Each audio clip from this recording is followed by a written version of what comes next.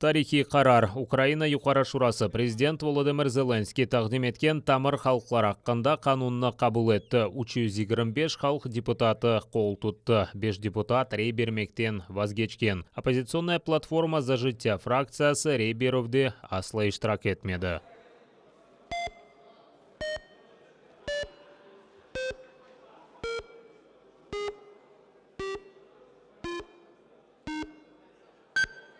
За 325 рішення прийнято, закон прийнятий в цілому. Покажіть по фракціям. Ишгал етілген территориялар реинтеграциясы мәселелері бойынша Назир Алексей Резников рей беруден евел қайдеткенне көре бұл қанун Қырым татар халқынан озгүнлігі сақланмасынан ве инкишаф етмесінен кефалеті олмалы. Цей закон є доленосним для людей, більшість яких знаходиться під тиском окупантів і їх небагато. Але немає в світі іншої держави, яка може боротися за них. Немає іншої влади, яка здатна забезпечити продовження їхньої історії.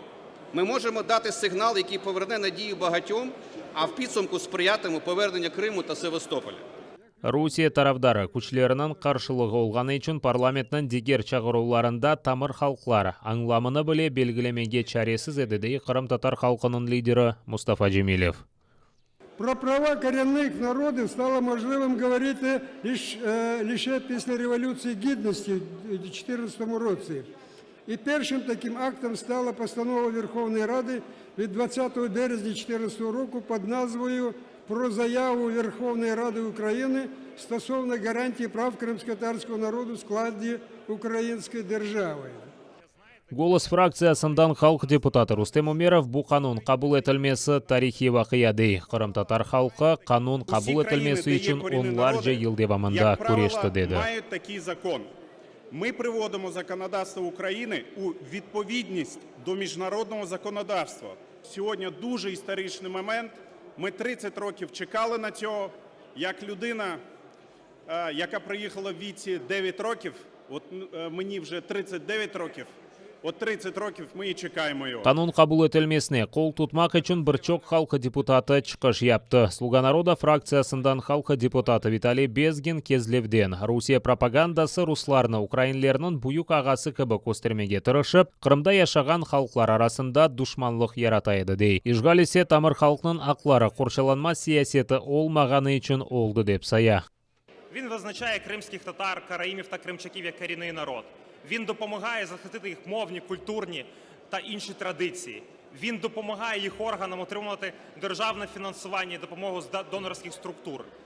Цей законопроект – це наша данина, і це те, що має розпочати, власне, повернення Криму, його інтеграції, стати вагомим першим кроком в плані дії Кримської платформи. Халық депутатларының чоқысы тамыр халықлар аққанда қанун қабыл етілмесі, ярымада ишгалден азат етілмесі үшін бұйық бір адым деп сая. Қабыл етілген весеқаны енді президент Володимир Зеленский имзаламақ керек. Кеченлері құрылтай делегатлары айдынлатқан мұражатында бұл қанун толысымен чалышмасы үшін Қырым татар халқының өз қадеріні белгілеме аққы. Қырым татар милли территориаль мұхтари.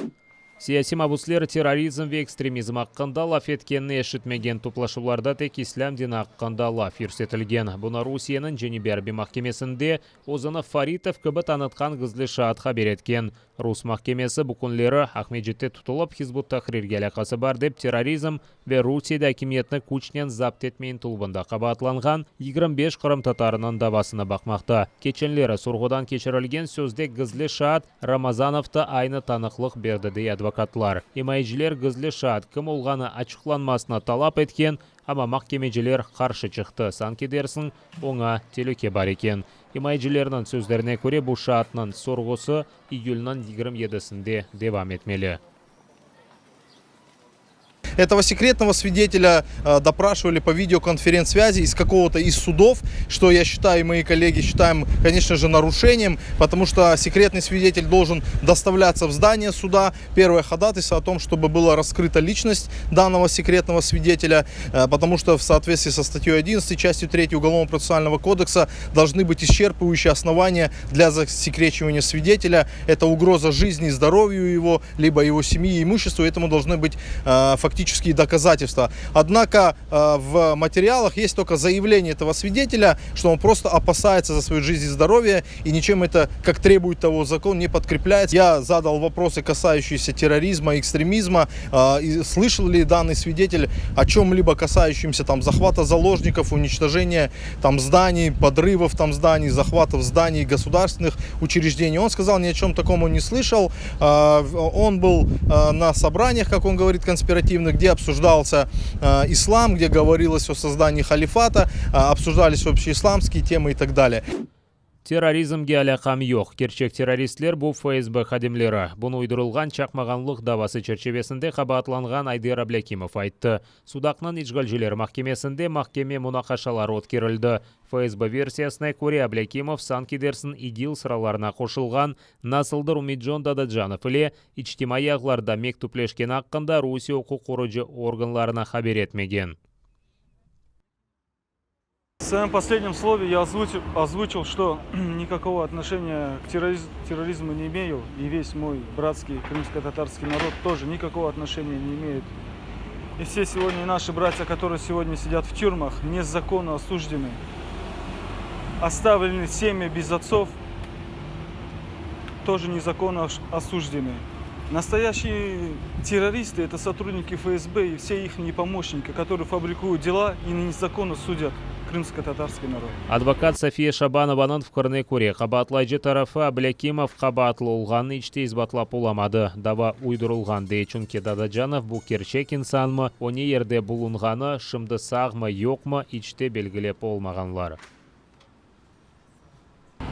Каким образом предварительное следствие установило, что неизвестное лицо, которое они считают, что это Дададжанов, приглашало Айдера именно в Ирак, нам непонятно. Каким образом установлено, что это неизвестное лицо именно Дададжанов МИД, нам предварительное следствие также никаких доказательств не предъявило. Сотовый оператор, по которому связывался с Айдером Аблякимовым то лицо, вообще канадский, и это подтвердил сотрудник ФСБ в судебном заседании.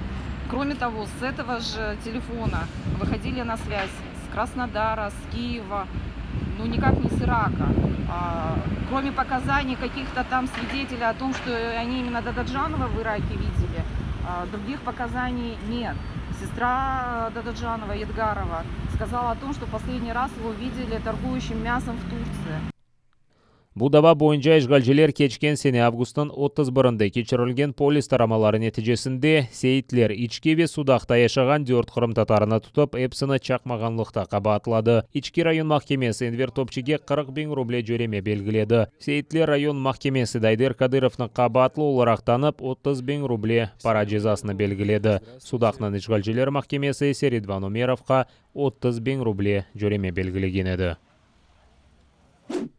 Ишғал етілген территориялардан келген абитуриентлерінің сайысы артмақта. Украинада абитуриентлер үшін 214 тасил меркезі чалыша. Бұны Украина тасилве илім назиры Сергей Шкарлет хабер етті. Қырым Украина ве Донбасс Украина меркезлері тек тасил назирлігі янында олған тасил меркезлерінде де келде, медениет, сағлық ве ички ішлер назирлігіне айыт олған тасил меркезлері янында да чалышмақта. Назир хабер еткеніне көре толы орта тасил олған абитуриентлер кішік бакалавр ве магистр севиясінде тасил ала біле.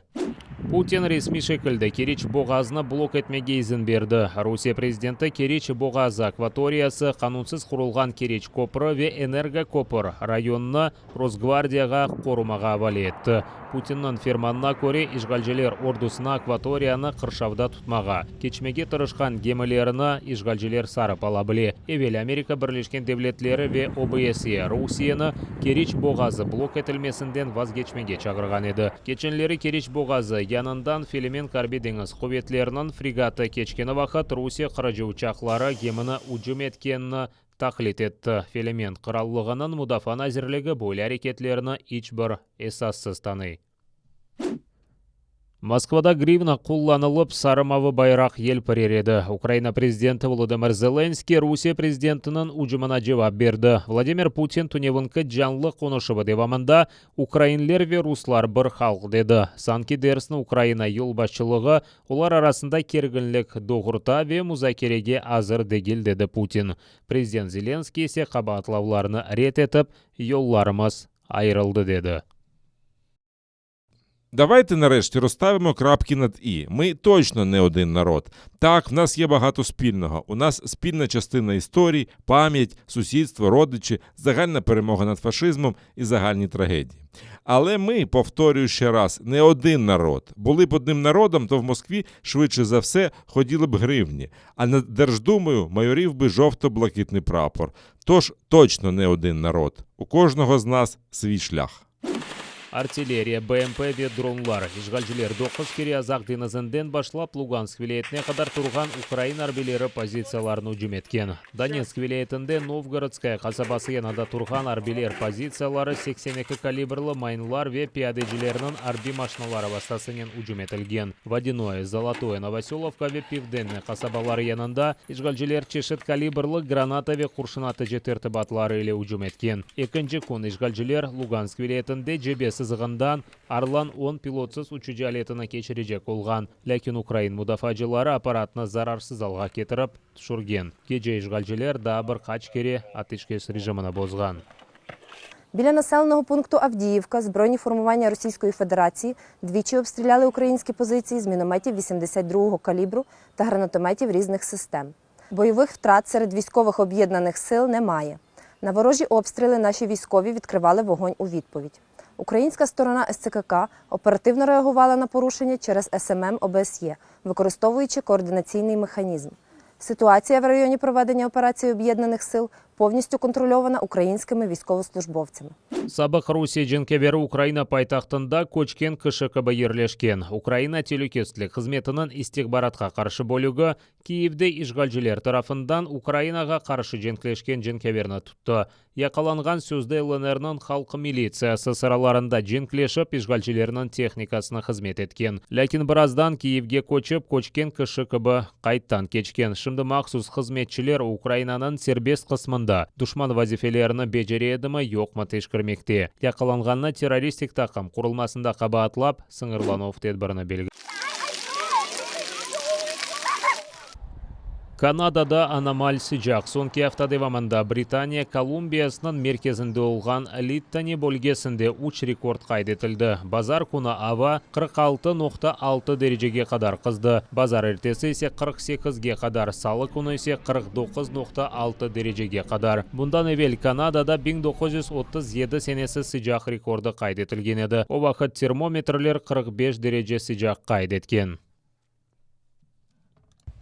Yerli hakimiyet qaydetkenine ko'ra anomal sıcak olgan 5 kun devamında 480 insanın apansızdan o'limi qayd etilgan ve bu tam raqamlar degil. Hakimiyet vekilleri bildirgenine ko'ra bu insanlardan cho'qisi sıcaktan sebep elak olgan. Sıcaktan sebep konditsionerlerge talaplar da artgan.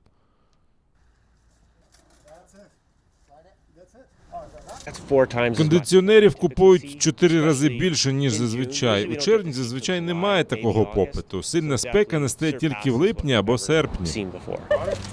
Hakimiyet mектеп ve universitetlerini kapattı. Bundan beraber regionda elektroenergiya kullanımı artkan. Sıcak hava tarlalarga da buyuk zarar ketirgen. Kanada dünyada ise buğday ve raps istisalcısıdır. У довгостроковій перспективі це означає, що обсяг врожаю не досягне середнього показника. Можливо, він буде навіть набагато нижче. Sinoptikler aytkanına ko'ra, sıcak hava haftanın sonuna kadar saqlanacaktır. Sıcak hava Amerika Birleşken Devletleri'nin şimali garp bölgelerinde kaplap aldı.